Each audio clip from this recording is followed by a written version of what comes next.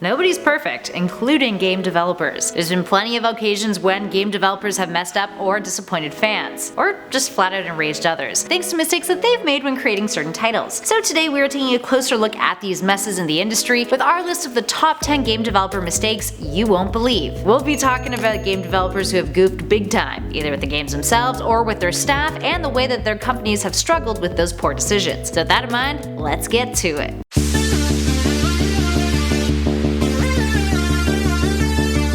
And at number 10, Telltale, Employer of the Year. Ooh, I love a good sarcastic jab. Telltale Games, who earlier this decade had one hell of a run with some pretty stellar series, including The Walking Dead, had a tragic unraveling in 2018. Employees were brought into a conference room on September 21st of that year and told that the company was closing thanks to major financial struggles. The worst part? None of the employees were getting severance, and their health insurance bonus? They had 9 days left to use it before it expired. To make matters worse, they were then kicked out of the building 30 minutes after the meeting in order to avoid being hit by liquidators further. 250 employees were laid off, some of which had just started working for the company that very week. That sucks. While the company managed to organize a deal with another developer to finish The Walking Dead, they also got hit with a lawsuit by a former employee for violating labor laws. Yikes. I don't want my money going to support monsters. He's not a monster. He's a great guy who worked for us for many, many years. Cut him off. And at number 9, the Metal Gear defamation. Once upon a time, in the year of 2015, a neurosurgeon the name of Sergio Canavero claimed that he would be the first doctor ever to pull off a human head transplant. He then claimed to have conducted a successful surgery in 2017, although his claims were never confirmed. So what the hell does this have to do with video games? Well, in the trailer for Metal Gear Solid 5: The Phantom Pain, a doctor who looked a whole hell of a lot like our pal Sergio appeared. Digging further, fans discovered that there were other narrative connections in the game to the real-life aspects of Canavero's career. Despite all of this, the character in the game was actually modeled after an actor named Ian Moore, who just shares an uncanny resemblance to the Doctor. Well, sort of. They're both just bald white men. Bald people get discriminated against constantly, and you just saw a perfect example of it. Oh, yes, because you're bald. Yeah, ask any bald person. Ask, go ahead. That didn't stop Canavero from publicly flirting with the idea of suing Hideo Kojima over this, because, just taking a guess, I don't think his head surgeries are super financially viable, are they?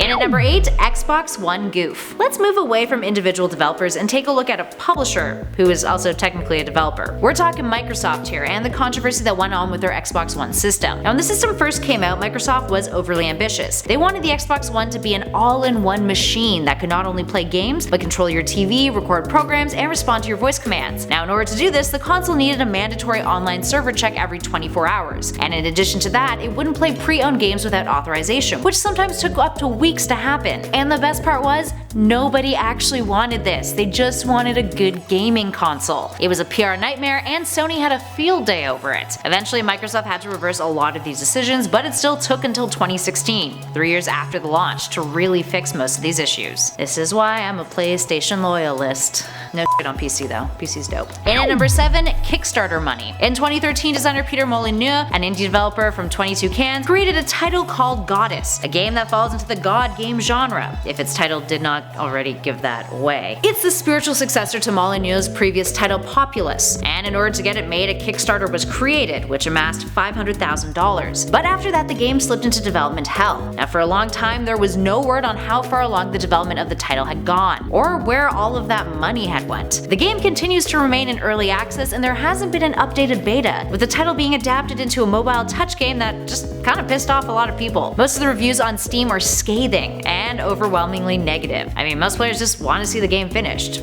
They donated, they want to play it. Others are pissed that they wasted their money on a project that went nowhere. So what happened to all that cash? Did Molyneux just walk away with it? And to make things even more awkward, Molyneux was asked in a recent interview concerning another failed game of his, Rock Paper Shotgun, whether or not he was a pathological liar. You probably don't want to donate money to a person with a reputation like that. The question is, Frau Helm, were you lying then? Are you lying now? Or are you not in fact a chronic and habitual liar? Up next at number 6, Red Dead Redemption 2. Compared to smaller titles that came out of Telltale Games, developers like Rockstar have games that are significantly larger in size, and therefore, you'd think they would have a better grip on how certain workplace conditions were overseen and maintained, right? Apparently not. Rockstar made some controversial headlines after the release of Red Dead Redemption 2, and not the kinds of controversial headlines the company is used to, and actually likes. Dan Houser of Rockstar had openly bragged to the press that the team who had worked on the title worked 100-hour weeks in order to finish the game in time for its launch. As you can imagine, that did not go over too well. It launched a bunch of exposés into their company and employee working conditions. According to interviews, working overtime was considered mandatory, and many said they felt pressured to stay at the office at night and come in on weekends if they wanted to succeed in the company. Yeah, sketchy. Some even said the company fosters a culture of fear, with employees staying anonymous in these interviews with fear that they would be sued or suffer other kinds of retaliation for speaking out. And apparently, employees who worked less than 60 hours a week while GTA 5 was in development had the word "under" scrawled on their employee records in red marker. That's like kinda sinister. And if you left the company before a game was released and weren't there to see it through to the end, your name would be removed from the game's credits, allegedly. Yeah, that doesn't sound like the best of working conditions. I'm gonna need you to go ahead and come in tomorrow. So if you could be here around 9, that would be great. And at number 5, No Man's Sky. No Man's Sky was one of the most highly anticipated games of 2016. It was majorly hyped, and gamers expected a whole lot from the title. But then, when it came out, it was hit with a massive amount of disappointment. The developers, Hello Games, were trashed with negative reviews, with players being disappointed by the game's procedural generation and the small scope of the title overall. The marketing had strongly promised otherwise. Now, multiplayer capabilities were also absent from the title at the time of launch. Luckily, the development team made it through the swamp of criticism, later releasing updates, patches, and DLCs that drastically altered the game, finally giving players the title that they had initially anticipated when it was originally released. Needless to say, it's a great game now, but the controversy surely hindered a lot of its success moving forward. Up next, number 4, for all you Blue Blur fans out there, Sonic is stealing your data. Sega used to be a noble company, subjective opinion, but in more recent years, or the last decade and a half rather, the company has taken a bit of a reputation hit from not only pumping out poor quality Sonic games, it's true, I'm sorry, it's true, I am actually not sorry, but also they've been known for pulling some real sketchy.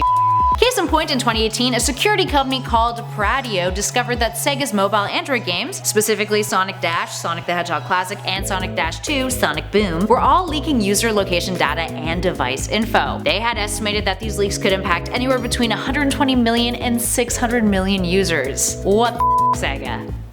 Gotta go fast.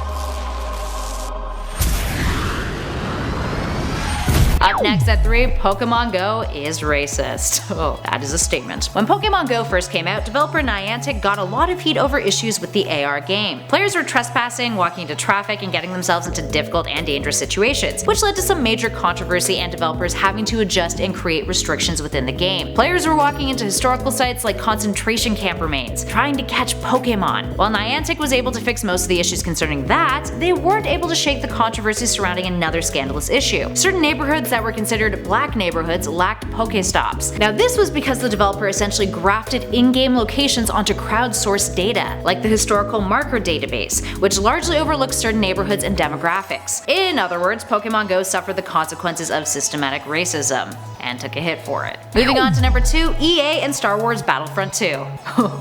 Oh boy, if you're unfamiliar with what went down with EA Games and Star Wars Battlefront 2, you missed one hell of a scandal. It's perhaps one of the biggest developer flubs in recent years, and it was just spectacular how badly the company dealt with the situation. In 2017, EA released the follow-up to Star Wars Battlefront, a title that was expected to fix the issues with its predecessor, which was criticized for being thin on content. But then, EA brought loot boxes into the picture. Yep, that drastically changed the landscape of it, riddling it with microtransactions that vastly changed how well you could do in the game. It was pay to play, with many of the characters and features that players were buying the title for having to be unlocked with a ridiculous amount of grinding, or by paying for microtransactions that gave you an upper hand in the game overall. Some even called it a form of gambling. EA would go on to make changes, including a handful of mistakes that they also had to revise, finally making the game's loot boxes focused on cosmetics rather than items and characters, and what have you, that made you more powerful in the title. But a little too late, isn't it? The controversy is way more detailed than what we just described in this video, so we recommend visiting Kotaku's website to get the full lowdown on all of the craziness that occurred with the game's release, and post-release updates. But to give you some more context, EA was also announced to be a finalist in the Consumerist Worst Company in America.